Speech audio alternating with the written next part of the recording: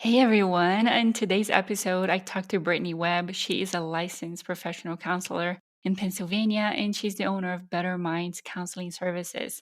She talked to us about leaving a toxic work environment, building her own practice, building a team, and the structure that she followed for that, and all the ups and downs of running an online practice in the mental health field. We had a great conversation. I think a great giveaway for you guys for this episode today is my confidence workbook. So I'll make sure to link that on the show note for you guys. So if you want that freebie, make sure you go check our show notes for my confidence building workbook for you. All right, let's dive in. Welcome to the Accidental CEO podcast, where we bridge the gap between the creativity you love and the CEO mindset you need. I'm your host, Nada Salvatore, wedding photographer and business educator. Find full show notes and resources at accidentalceopod.com. Let's get into today's episode. You're not just winging it, you are leading it. But let's be honest, being the CEO and the everything else can get lonely, messy, and exhausting. That's why I created the Accidental CEO Collective, a free Facebook community for creative entrepreneurs who never plan to be the boss. But damn it, here we are. Inside, I go live every week to share the real stuff. Strategies that don't require a business degree, behind the scenes struggles, because you're not the only one, and wins that we actually celebrate, even the tiny ones. If you're a scrappy, smart, sometimes slightly burnout founder who is ready to lead with more clarity and less chaos, this is your room. We're building a business that works for us, not one that runs us into the ground. Come join us. Let's grow, mess up, pivot, and succeed together. Just search the Accidental CEO Collective on Facebook and join our group today. Hello, everybody. Welcome back to the Accidental CEO podcast. I'm your host, Nada Salvatore. And today I have Brittany Webb with me. She is a licensed professional counselor in Pennsylvania, and she's the owner of Better Minds Counseling Services. Welcome. Thank you so much for coming and joining us today, Brittany. Yeah, thank you for having me. I appreciate being here. So I want to learn a little bit more about your practice today. What do you guys focus on? Who do you serve? And then I want you to share with them your story of what got you to follow that path of entrepreneurship in that specific area. So, yeah, I guess like following into like the mental health field, I knew from a very early age of wanting to become a counselor. I found psychology to be very fascinating, how the brain works, how we make connections with people. Yeah, I kind of realized going into a master's program, you have to further your education in that kind of way. I worked in a couple of different areas in mental health, from like kids and adolescents, brain injury, all the way through like adults and such, and found that I really landed in my private practice then. What was the tipping point from your last employment that really helped you decide to start your own business? Yeah, so I realized in my last employment that I was really not feeling heard. And that's kind of to me, that was really important in that role because they were a tech company selling mental health services. And I was one of very few therapists in the company. And so I found that that seemed to be a disconnect.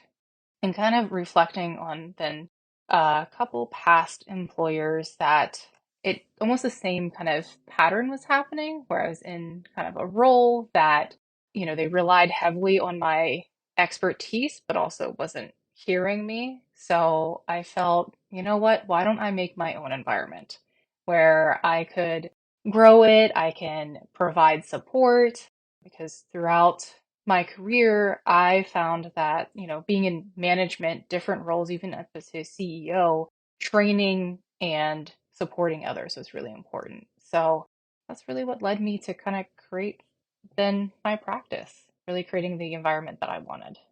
Did you have any kind of like financial support or anything that helped you feel a little bit more comfortable jumping into entrepreneurship? Because I know that's one of the things that people are very scared of and sometimes holds them back into a position that might not be ideal for them. just because they have that financial cushion and they're afraid of getting away from that. So tell us a little bit more about your situation. Yeah. So, I mean, I've always like the risk of going into something on your own is, I mean, it's terrifying, right? Like, I think it's stoppable. But when it came to the financial part for me, I didn't have a lot of startup costs because I'm a virtual practice. So I didn't have to rent out a space, very basic kind of platform that I could like jump into and use. Yeah, I didn't thankfully have too much of a burden besides like the maybe initial like filing for a license and malpractice insurance and such. But yeah, that I would have to say that I'm very thankful for. Mhm. Where did you find your clients in the beginning when you transitioned from working for somebody to having your own practice? Yeah, so it wasn't quite of like a an end and then starting. I actually started my practice while still being at that employer. So thankfully I had kind of a leeway, I felt like a runway until I launched the practice, or I guess like dove into it full time. But I found a lot of my clients initially were coming from like directories, like most common one for therapists is like Psychology Today. And also another one was like Open Path, which helps to provide kind of low fee therapy to clients who might not be able to afford like a full out of pocket kind of cost for therapy. So those two like really helped kind of build me up. What are some of the other hurdles that you kind of came across moving from working for somebody to having your own company? I think some of the biggest hurdles was actually myself, kind of trusting in myself. It's really hard to, I realized that I had all this skill set. Like I've been in leadership. I'm very organized. Like all my friends and even like my employees know that I love spreadsheets. I create policies, like all of that stuff I love. But it's also then believing in myself that, well, I can do it and that I can be successful in doing it. So that was one of the most challenging things of just reaching out and finding that support, but then also finding that support within myself.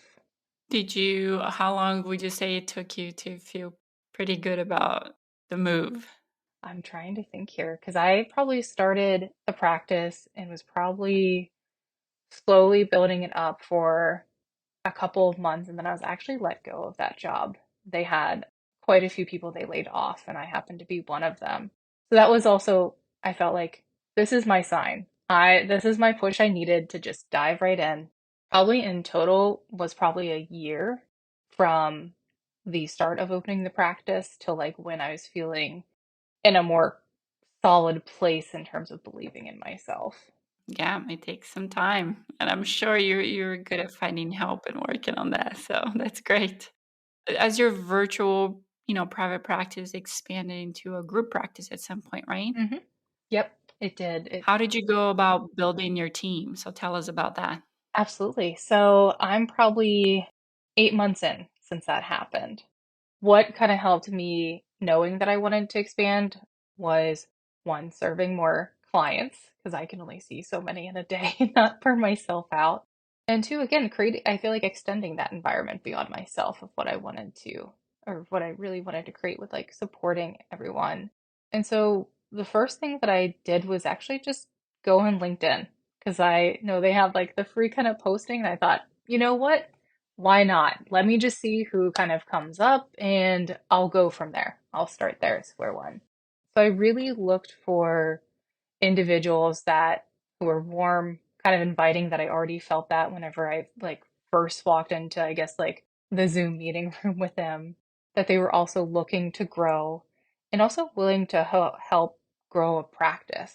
Because I, right up front, kind of talked about the practice goals with them. And if that aligned with them, then, that kind of, I thought, really lent itself to help the practice and also them grow. And another part to it as well is that, I specialize in anxiety and OCD. I'm not a trauma therapist. Like I can talk about like small t is what they call it, kind of like little trauma in the field. But I'm not one for complex trauma. That's not my area of expertise. And so I felt that also diversifying who was at the practice was really important as well. That's really good. So growing a team is something that a lot of people struggle with because it's, how do you find the right person and, that will connect with your clients the same way you do and kind of, have the same passion for the company and elevating and reaching the goals and all that. So more in a general sense, what are some of the qualities that you were looking for when you were hiring people for your team? Yeah, I think that's a great question. I think enthusiasm was one of the big ones. Actually, one of my interview questions is, what are three adjectives you would use to describe yourself? Because I think that really lends itself for me to understand how someone describes themselves. I mean, we can describe a lot for other people, but it's also hard to turn inward and describe us. And so that was really important to me of highlighting like enthusiasm. I think also then a balance of client care and self-care because I don't want my therapist seeing even 25 clients a week or 30 clients. Like that's too much because it's almost an hour meeting just sitting down and with someone's full focus. Like that's a lot of energy. I really looked for that enthusiasm, that part that they can take care of themselves, also worrying about like, or taking, I should say, putting clients first. And yeah, those were kind of like top things that I was really looking for. So I have two full-time employees and then one intern actually. Oh, nice. Very cool. So, having worked in the various capacities in mental health care, have you seen any impact of work environment on mental health professionals and in their well being? Yeah, absolutely. I have found that it kind of starts with the leadership role. They're ones that are really setting an example and make an impact on the environment. As I was like, even just thinking about this question, it reminds me of my first job that I actually had when I was in grad school, and I got paid like less than $20 an hour. I mean, this was some time ago, but I really didn't want to leave that job because my managers made it a wonderful environment. It was a stressful environment. They made it just better. So that's where, in thinking back to creating this practice and the practice like environment, that's what made sense to me is I have to really set an example and I guess also maybe create that culture in the practice. And I feel like it's even more important with being a virtual practice. Like we have pretty routine meetings so I can keep in contact with my employees because they can't just pop by at my house or, where they're working and stuff. So I think it really boils down to that leadership part in setting an example. Good. What are a couple of practical things that people can do to create a good, solid culture? You think in their company? I think of, it might vary a little bit by industry, but in terms of like thinking about kind of the mental health care kind of side of things is it's a fine balance between having the clients kind of come first for therapists, but also the therapists are human too. They might get sick, they might have like an outside issue that is beyond their control. And I think in showing care for both of those is a delicate balance because it's also, right, like at the end of the day, it's also a business. So it's caring, but then also business sometimes can feel cold. But I think there's a way to bring back empathy into that. And I think by doing that is really, I encourage my employees to not book like back to back appointments, like take a break in between to really take care of yourself because I know how feel after going back to back at times and I'm like, oh my gosh, I have to run and grab like water or like let me go like let my dog out or let's do like you really need to like slow down. And I think that's another thing that I learned too throughout the years is I don't have to always be reactive right in the moment. I can take my time in making a decision, especially if it's going to impact that employee, multiple people. Like that I think is key because we want to provide an answer sometimes so fast but we're not thinking through maybe what the consequences really are of that. I mean, they might still be minor, but it can have lasting, like kind of a ripple effect at times. Yeah, I really like that, like allowing yourself to take the time to think through and not rush into decisions. Especially when you do have a team and you know the decisions that you make are going to affect a lot more people beyond yourself. So very, very important there. What advice would you give to someone who maybe is currently struggling in a toxic work environment? I feel like that's a one I hear so common even with my clients. I actually, the thing that I found even helpful for myself and what I tell my clients a lot is, really sit down, reflect, and even write out. I find that having a visual is really helpful. And you're writing it, you're seeing it, maybe you're repeating it back to yourself in your head, but reflecting and writing out what is making that environment toxic. Like, what are those kind of features that's creating that environment for that person? And then writing out what would make that work environment better. Because for everyone, that's different. I've heard from clients that like they love going into the office. Other ones are like, I want to work from home. Like those are, so it's not a one size fit all.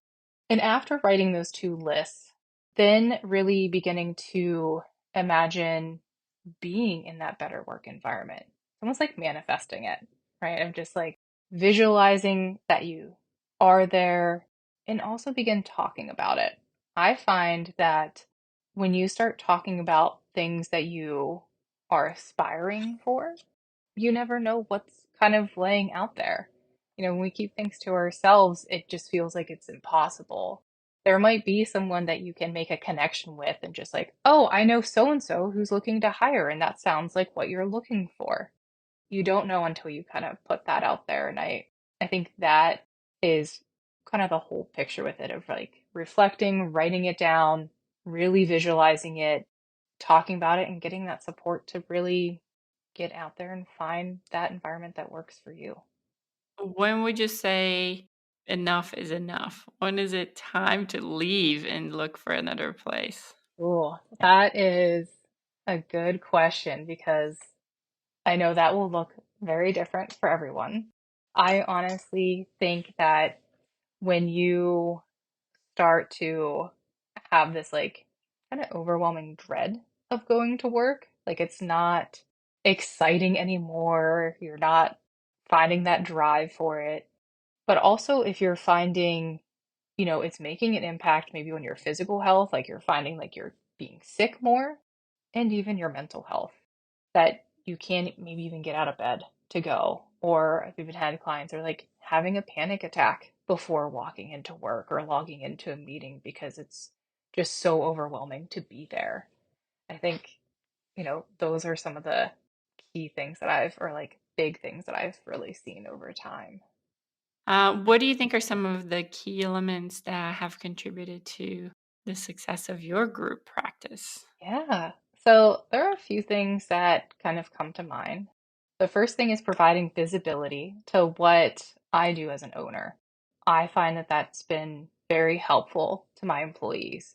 And by that, I share like what networking I'm doing, the goals that I have for the practice. And then of course, like meeting with them routinely and going over their goals. They each have their own separate goals. And they align right with the practice, which is that's really key for it. I hold probably a group supervision actually every other week. So it's at a pretty high frequency where other places I've been at is at most maybe once a month. And then for individual, I'm meeting with them about at the same frequency. Another I have found with my group practice and it being, I guess what I determine as successful is providing them resources, resources for them to grow, whether it's trainings, like they get a education kind of reimbursement. Because for anyone that says as a therapist that they don't need any more trainings, like they stopped growing, like that's impossible. No matter what field you're in, you can. I think also finding that support, whether it being like, the other day I found on a group online for like somatic oriented therapists.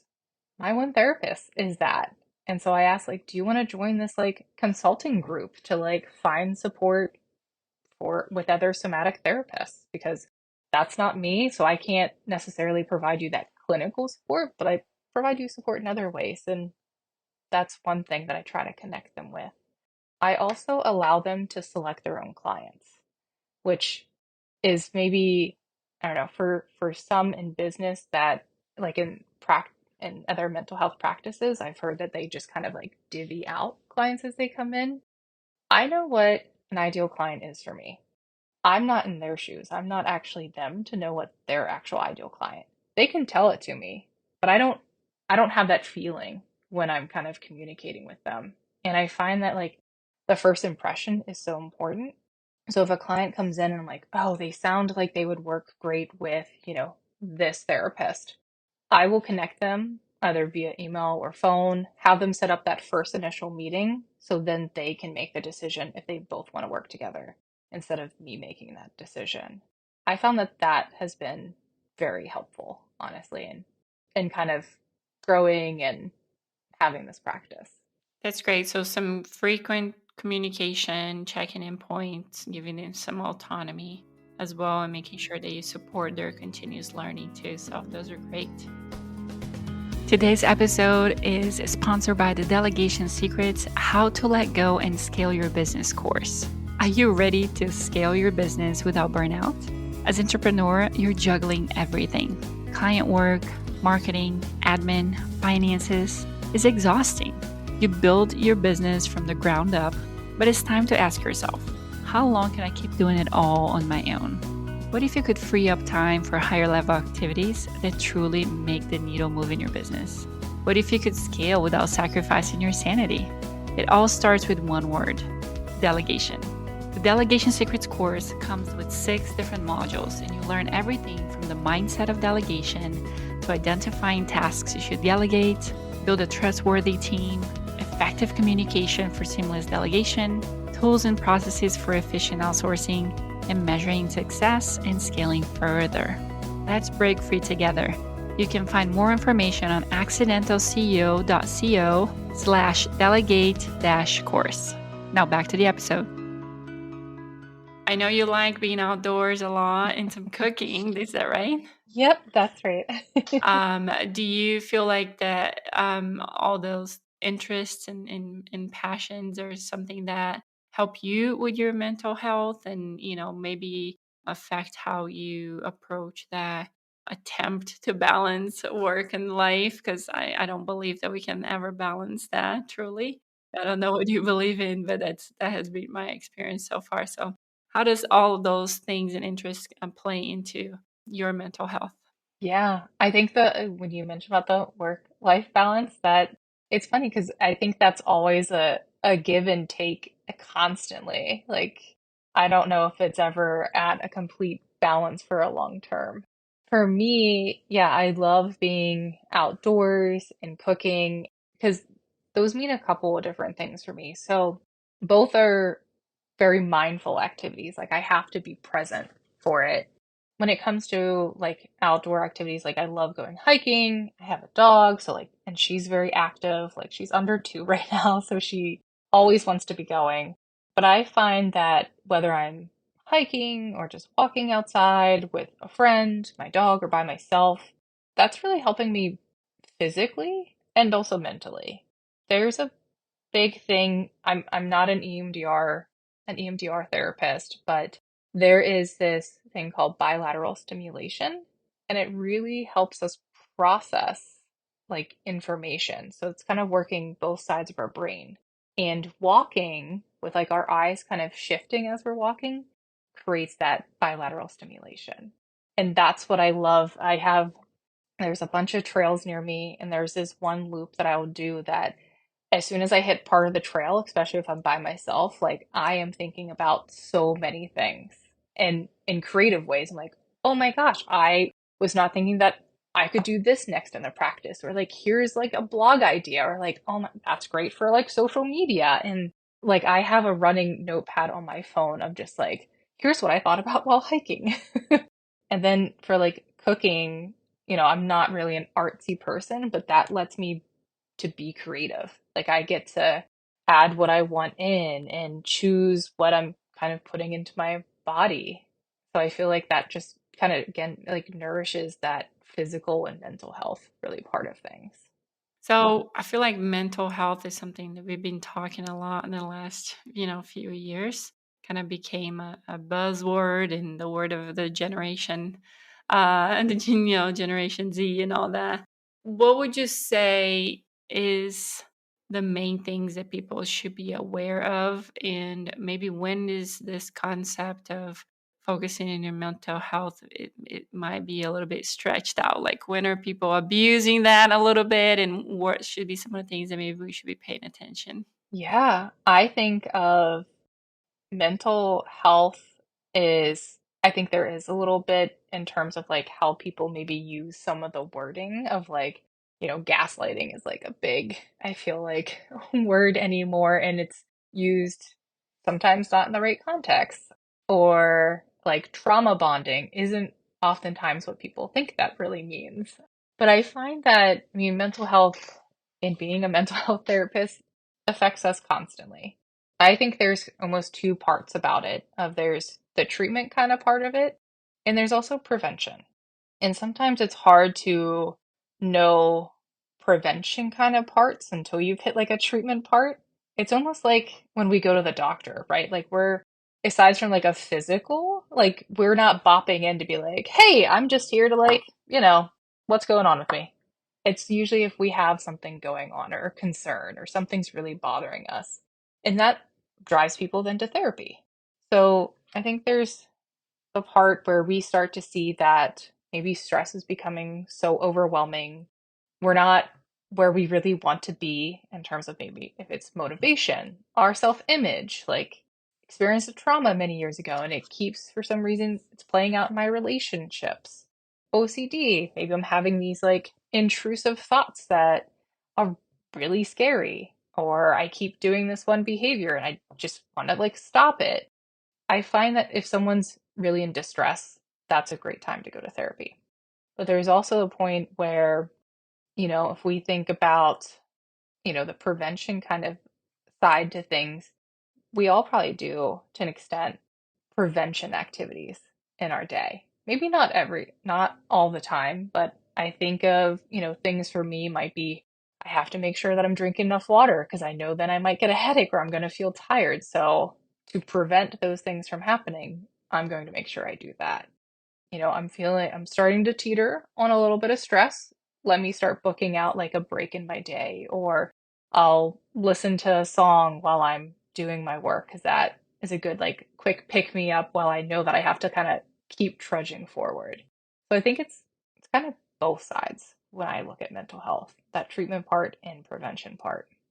What have been some of the most, significant challenges and rewards of running a virtual mental health practice for you?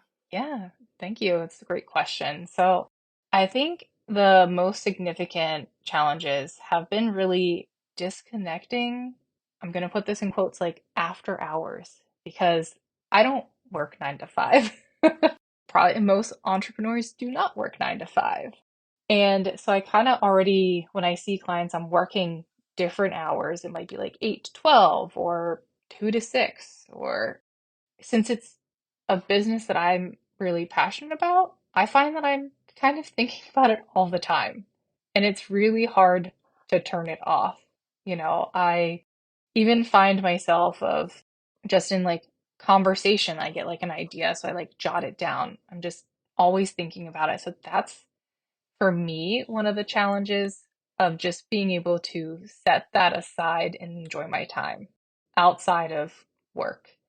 Working from home and being a virtual practice, I feel like also bleeds kind of into each other because my work is not far away from the rest of like where I live, and I think that to tie into the outdoor kind of part, from a question just moments ago, becomes even more important for me to step outside of my work environment. Another challenge, which I also feel might be kind of like a reward, might be a little bit of both of like spending time with my friends. I'm a pretty social person, and so I love being around them. Like that's how I kind of actually recharge. But for the business, it's kind of turned into networking, connecting with others. So it's a different, I feel like, kind of social battery. It can be very taxing to almost like be on for just different events. So while I love the social kind of part, I find that that can be a challenge of just like, oh man, I've got like 4 events this week. I've got to like really make sure I'm taking care of myself. So those are probably my biggest challenges. And then in terms of kind of the opposite side of things with like kind of the reward part is really in this practice of being able to provide the services we do. We get to reach more clients because I have other therapists at the practice. We get to provide different services. When it was just me, I'm only an individual therapist where we have group therapy now. We have like groups running on like topics like surviving narcissistic abuse or like queer and neurodiversity, which are amazing. And I'm not an expert on that. So that's great that my therapist can run groups like that. So it's really rewarding to see other clients being able to get that mental health kind of treatment that they're really looking for. That's great. Any big future goals or new things coming for your practice? Yeah, so a couple goals that I have is, I'd love to continue adding or expanding, I guess, to hire more employees, maybe about like 1 to 3 every 6 months. I also want to create departments, or I guess it's fair to say if it's whether departments or programs really within the practice to offer things like workshops, a more robust internship. Like I just have one right now, and I'd love to have it to be more of this kind of program to run on its own with like more a different leader kind of involved, with also me being involved, because that's another avenue that I find that can offer maybe more affordable therapy. On top of that, is create those different leadership positions, because I find that when someone's a part of something like a practice, they feel more like invested and involved and more engaged. So I'd love to then, as it expands, to create maybe a director role. Maybe someone's a director of, group therapy, and they kind of oversee that and make sure clinically and even administratively that everything's running smoothly with that. That's really where my goals are and where like we're kind of moving towards. Fun stuff. Based on your experience, what are some of the most important lessons that you would share with somebody aspiring to be an entrepreneur?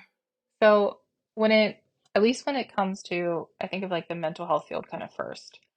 If someone really wants to open up their own practice, the first thing I find is building a community, and also to make sure that decisions are not made too quickly. I do this constantly. I mentioned about like the networking kind of piece of things. Like I make a point that if I don't have an event set up, I am making just one-on-one connections to be like, do you want to do a virtual coffee, or do you want to actually meet for coffee? Because like I'm in Philadelphia, so like there's a lot of people here that I can maybe bump into and meet within the mental health field, because I find that sure they can be a referral for me, I can be a referral for them, but I've even created kind of friends out of doing that, and we keep in touch ongoing and find support outside of just the client kind of base. I think another thing is to make sure that someone has time for themselves. Time for themselves and also time for the business. So I think they look completely different. So for time for the business, I get out of the house since I'm a virtual practice, right? I work from home. I just need a change of just my environment. So I often go to a coffee shop, and I get some of my best work done there.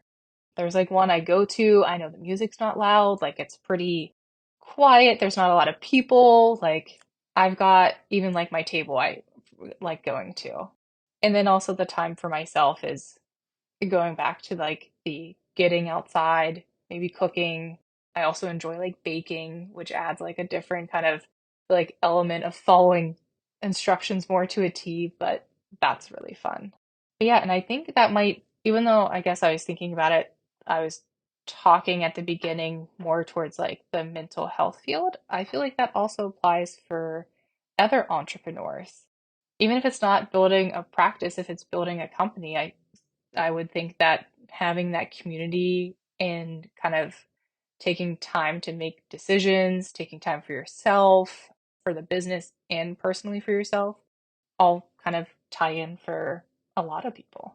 Well, thanks so much for sharing all this great insight with us. Where can people find you if they want to work with you and take advantage of the help that you offer? Absolutely. So they can find me. The best way is probably to check out our website, the practice website, which is at bettermindscounseling-services.com, or they can even email us at info@betterminds-counseling.com. Very good. We'll link all of that for you guys. Make sure you have access to all this great information and Brittany if you need.